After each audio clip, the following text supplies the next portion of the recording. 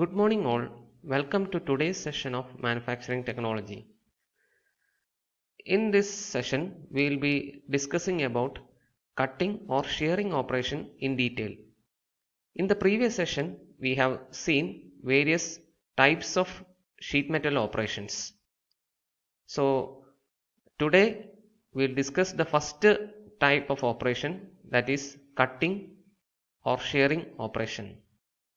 Cutting or shearing operation is a process by which a metal blank is removed from a large sheet of metal.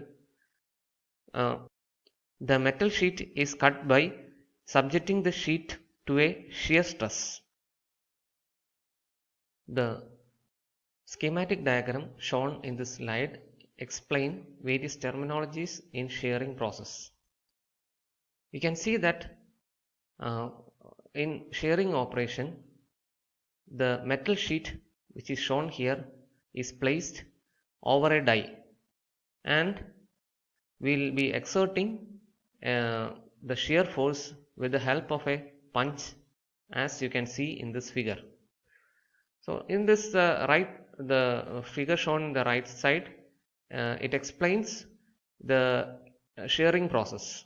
So when you are advancing when you are applying force by using the punch from the top, the shear stress will increase and cracks starts to form.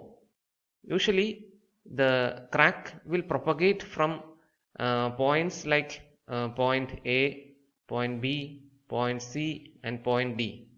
So from the corners of the punch and the die, the crack will propagate,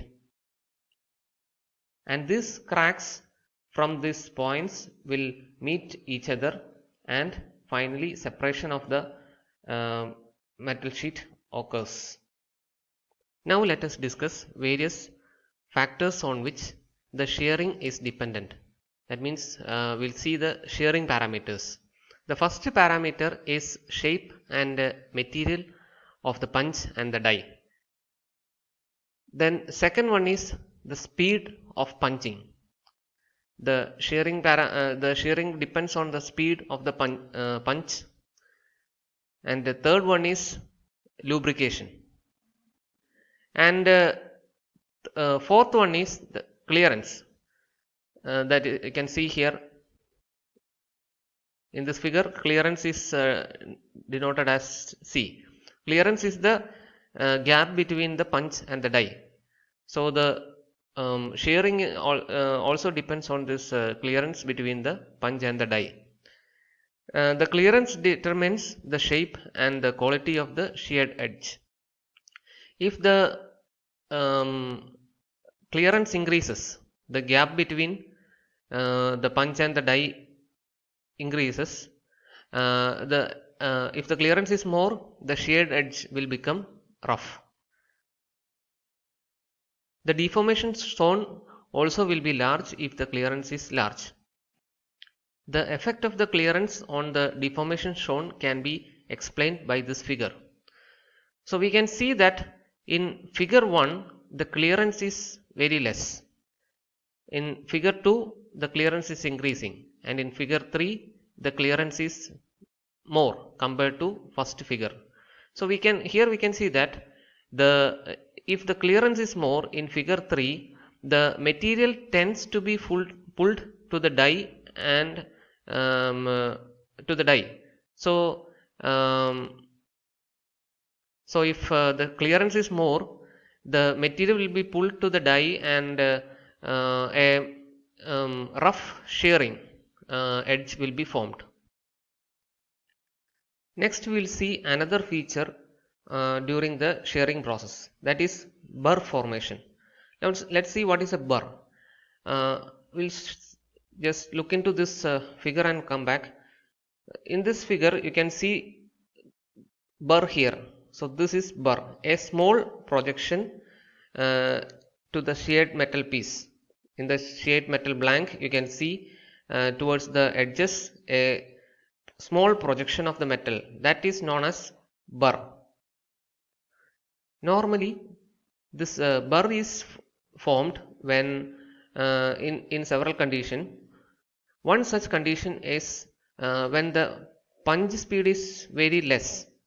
When the punch is very slowly progressing, the heat generated by plastic deformation will be very large and shear zone will be large.